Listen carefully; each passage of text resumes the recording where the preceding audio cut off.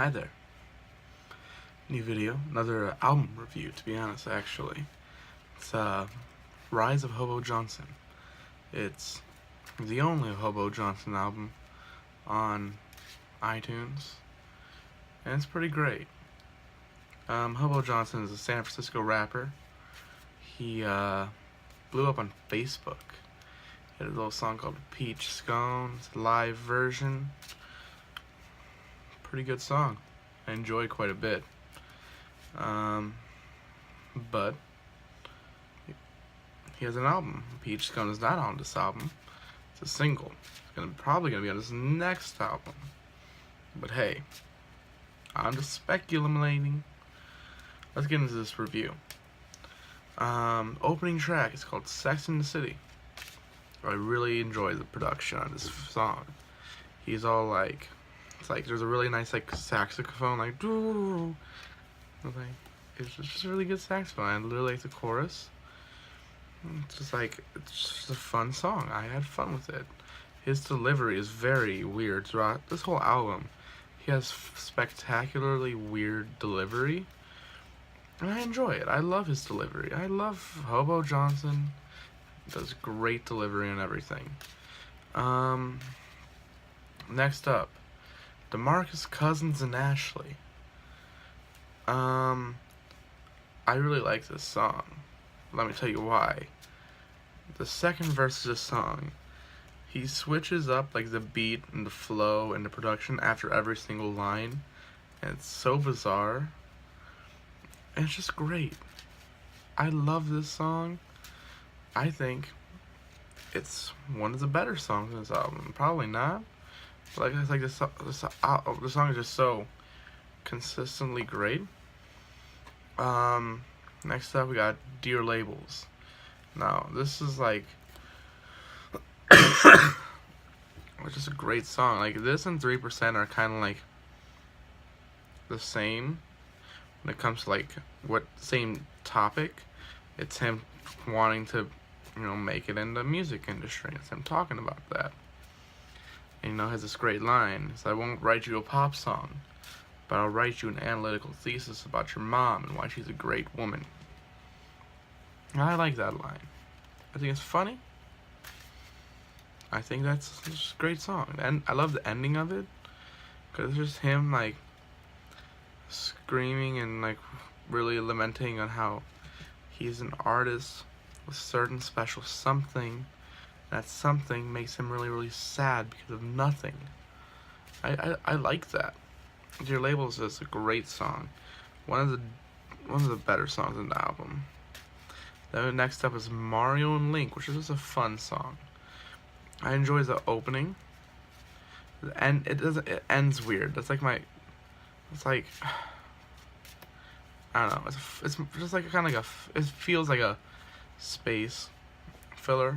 I don't know. Next up is Father, and it's kind of a little bit of an intro to something that hits in his next song, Romeo and Juliet. But Father, kind of like a little bit of like his parents aren't together. And he basically says he wrote this song for his dad, and it's just a really great storytelling. It's just really one of the better storytelling songs in this album.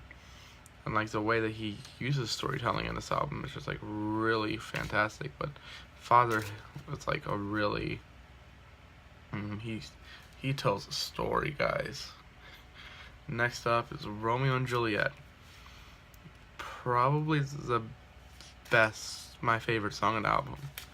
It is my favorite song on the album. Romeo and Juliet is just so emotional and gritty and beautiful. The open is so bizarre. It opens to a woman moaning. It feels so good. And then he kind of goes into a little bit more of like, oh, that's my stuff right there. That's the ticket. Give me the ticket. Oh, I'm too emotional. And he starts talking about like how emotional, and the storytelling. Once again, he employs in this album, this song, and this track in particular is just so hard hitting. And like he has this line about how he wants his kids to only have, like, he hopes that his kids are okay with only having one Christmas, which is something I personally relate to, because, like, my parents aren't together. As much as I enjoy the two Christmas things, it'd be nice to have just one Christmas. It'd be nice to have like, I hope that I can give that to my children. And that's something that personally related to me. And I thought that was really, song was just, like, really hard-hitting for me. Next up is Crave Core 1, something like that. It's very emotional. Once again, great storytelling. It reminds me a lot of Peach Scone, actually, but, like, worse and at the same time better.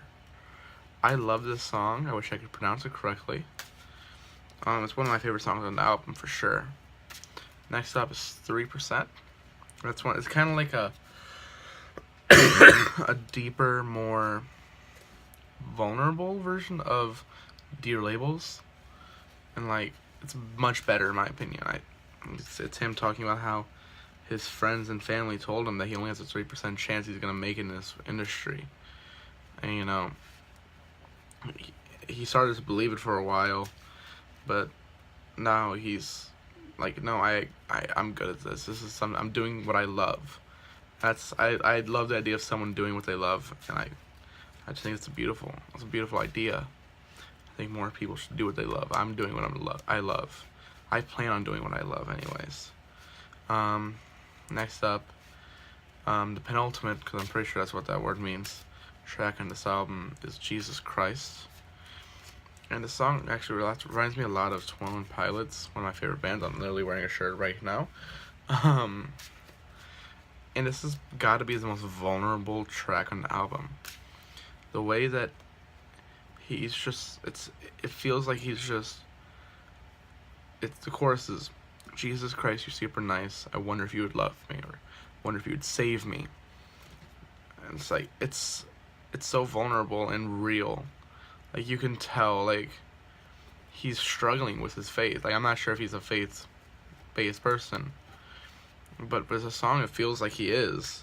I'm not sure what his background is. I haven't read too much about his personal life, but, like, he's very much, he has songs where he mentions God and Jesus Christ, especially in this particular song.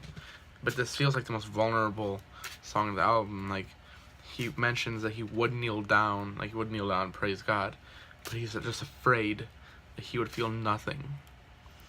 And that's just, I feel it's something that's relatable to many teenagers, like Christian teenagers.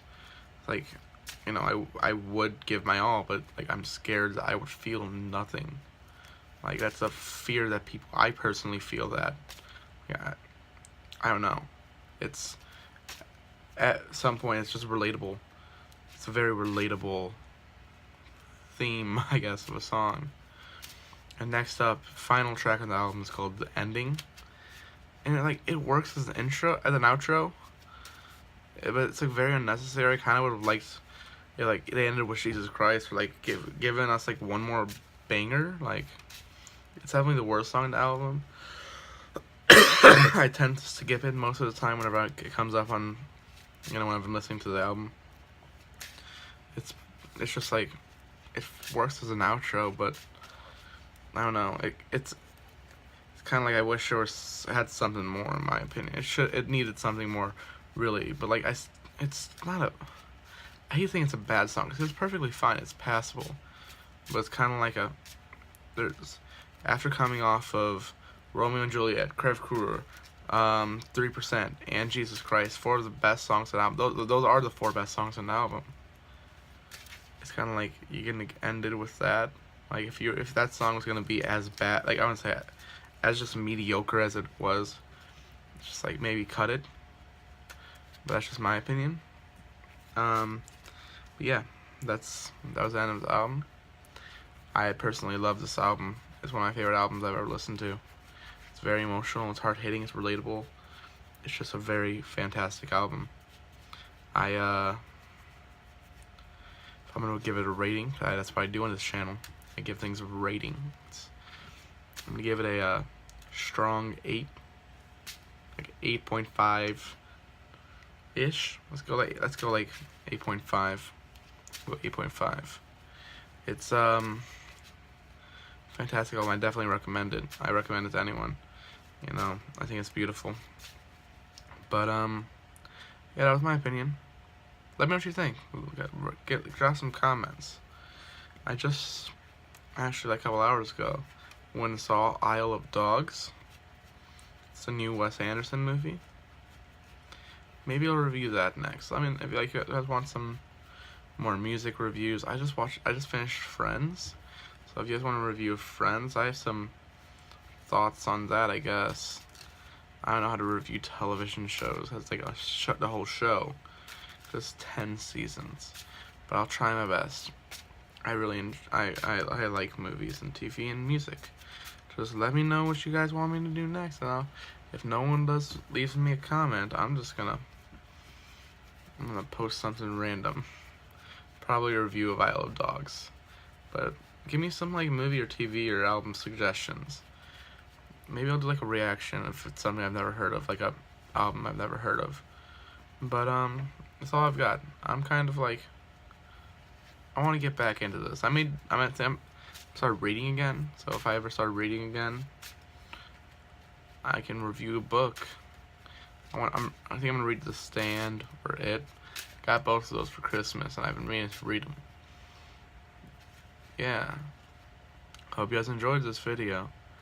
Like I said, if you liked it, comment if you have any comments, and subscribe. I'm gonna start posting more. It'll be fun content. Hope you guys enjoy. Happy birthday, if it's your birthday, and see you guys in the next video. Love you. Bye-bye.